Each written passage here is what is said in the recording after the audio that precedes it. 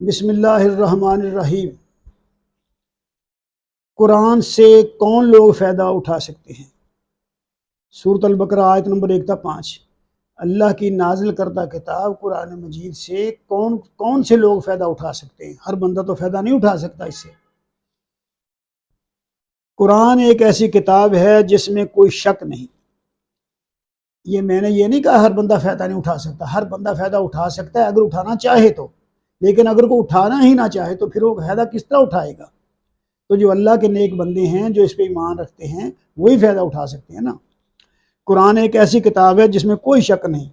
دنیا کے مصنفین کی لکھی ہوئی کتابوں میں تو شک پیدا ہو سکتا ہے، کیونکہ ان کے لکھنے والے انسان ہیں اور انسان کا علم محدود ہوتا ہے۔ انسانی علم خدا کا عطا کردہ ہے اور وہ تمام شعبوں کا احاطہ نہیں کر سکتا، جبکہ قرآن اللہ کی نازل کردہ کتاب ہے جو سب سے بڑھ کر علم والا ہے۔ فوق کل ذی علم علیم، فوق کل ذی علم علیم، سب علم والوں سے بڑھ کر علم والا ہے اللہ پاک، کوئی اس کے علم کا مقابلہ نہیں کر سکتا۔ اس کی نازل کردہ کتاب میں کسی کو بھی شک نہیں ہونا چاہیے۔ اگر کوئی اس میں شک کرے گا تو وہ اپنی نادانی کی بنا پر کرے گا۔ ھدی للمتقین، یہ پرہیزگاروں کے لیے ہدایت ہے۔ اب یہ وہی بات آگئی جو میں نے پہلے کی ہے، یہ ہدایت کن کو دیتی ہے؟ پرہیزگاروں کو، اللہ سے ڈرنے والوں کو، اس پہ یقین رکھنے والوں کو۔ تو ہر بندہ تو پرہیزگار نہیں ہوتا، جو پرہیزگار نہیں اس کو یہ کتاب کس طرح فائدہ دے سکتی ہے؟ اللہ سے ڈرنے والے پرہیزگار متقین لوگ ہی ہیں اس سے ہدایت حاصل کر سکتے ہیں اور اسے فائدہ اٹھا سکتے ہیں۔ پہلی بات تو یہ ہے کہ جو پرہیزگار نہیں وہ اس سے فائدہ حاصل نہیں کر سکتا، کیونکہ پرہیزگار آدمی بھلائی اور برائی میں تمیز کر سکتا ہے۔ جو لوگ اپنی نفسانی خواہشات کی تکمیل کے لیے جانوروں جیسی زندگی بسر کرتے ہیں وہ اس کتاب سے فائدہ حاصل نہیں کر سکتے۔ اس طرح کے لوگوں کے لیے قرآن میں کوئی رہنمائی نہیں، کیونکہ جو بندہ عقل سے کام لے کر بات کو سمجھنا ہی نہ چاہے وہ کس طرح ہدایت حاصل کر سکتا ہے؟ دوسری بات، ان متقین کی دوسری نشانی یہ ہے کہ وہ غیب پر ایمان رکھتے ہوں، یعنی اللہ تعالیٰ پر ایمان، اور جو غیب کی چیزیں ہیں، قیامت ہے، فرشتے ہیں، یہ اس طرح کی چیزیں جو ہمیں نظر نہیں آتی لیکن موجود ہیں اور ہمیں ان پر ایمان لانے کے لیے کہا گیا ہے، تو ان پہ ایمان لانا ضروری ہے۔ غیب سے مراد وہ پوشیدہ حقیقتیں ہیں جو انسان سے مخفی رکھی گئی ہیں، چھپائی گئی ہیں۔ انسان حواس خمسہ سے ان کا ادراک نہیں کر سکتا، یعنی ہم ان کو اپنے حواس خمسہ سے نہیں جان سکتے، کیونکہ آنکھوں سے نہیں دیکھ سکتے، ناک سے نہیں سونگھ سکتے، زبان سے ذائقہ نہیں چکھ سکتے، ہاتھ لگا کر چھو نہیں سکتے۔ تو ان حواس کے ذریعے ہم ان غیب کی حقیقتوں کا ادراک نہیں کر سکتے ہیں۔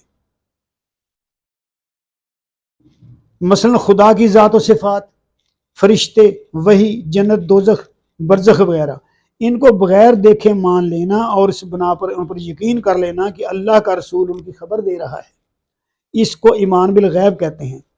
تیسری بات، عمل و اطاعت، جو لوگ ایمان بھی لائے ہوں مگر عمل نہیں کرتے اور اطاعت خدا اور رسول کی پرواہ نہیں کرتے، وہ لوگ بھی قرآن سے فائدہ حاصل نہیں کر سکتے۔ اس اطاعت و عمل کی پہلی علامت نماز ہے۔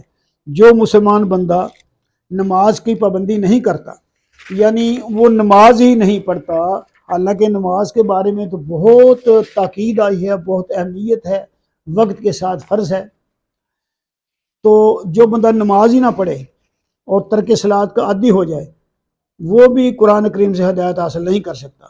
نماز کا ترک کر دینا اطاعت خدا اور رسول کا ترک کر دینا ہے۔ جو بندہ اطاعت خدا اور رسول سے باغی ہو جائے تو کسی بھی طرح قرآن کریم سے فائدہ حاصل نہیں کر سکتا۔ یقیمون الصلاۃ کا مطلب یہ ہے کہ نماز کا باقاعدہ انتظام ہو، نماز با جماعت اور وقت کی پابندی کا اہتمام کیا جائے۔ ان الصلاۃ کانت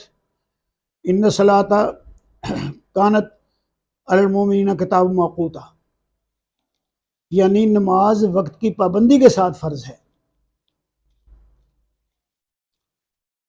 تو نماز کا قائم کرنا، اور جو بندہ نماز میں ترک کر دے تو وہ اقامت صلاۃ کے زمرے میں نہیں آتا۔ چوتھی بات، مما رزقناہم ینفقون، یہ چوتھی بات ہے. اور جو رزق ہم نے ان کو دیا ہے اس میں سے خرچ کرتے ہیں. قرآن سے فائدہ اٹھانے کے لیے چوتھی شرط یہ ہے کہ آدمی تنگ دل نہ ہو، بخیل نہ ہو، بلکہ اللہ کے عطا کردہ مال میں سے کچھ حصہ اللہ کی راہ میں خرچ کرے.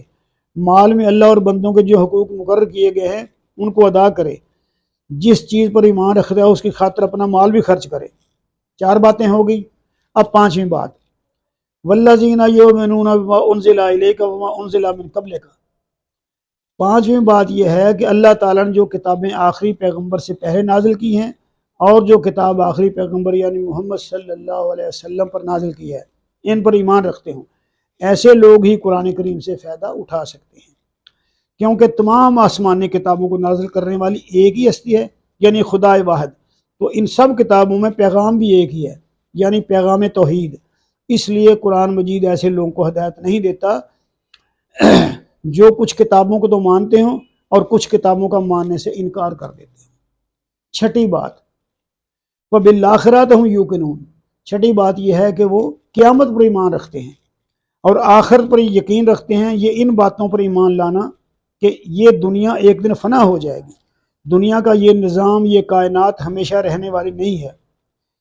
قیامت برپا ہوگی اور یہ دنیا ختم ہو جائے گی. اس دنیا کے ختم ہوتے ہی اللہ تعالیٰ ایک نیا عالم بنائے گا. یہ ابتدا سے لے کر انتہا تک جتنی انسانی نسل تھی سب کو دوبارہ پیدا کیا جائے گا اور سب کو جمع کر کے ان سے ان کے اعمال کا حساب لیا جائے گا. اللہ کے فیصلے کے حساب سے نیک لوگ جنت میں جائیں گے اور بدکاروں کا ٹھکانہ دوزخ ہوگا. ان باتوں پر ایمان لانے والے ہی متقین ہیں اور متقین ہی قرآن کریم سے ہدایت حاصل کر سکتے ہیں اور فائدہ اٹھا سکتے ہیں. جو ان باتوں پر عمل کریں گے وہی قرآن سے فائدہ اٹھائیں گے. جو ان باتوں میں سے کسی ایک کو بھی چھوڑ دیتا ہے وہ اس کا قرآن پر مکمل ایمان نہیں ہے، لہٰذا وہ فائدہ نہیں اٹھا سکتا.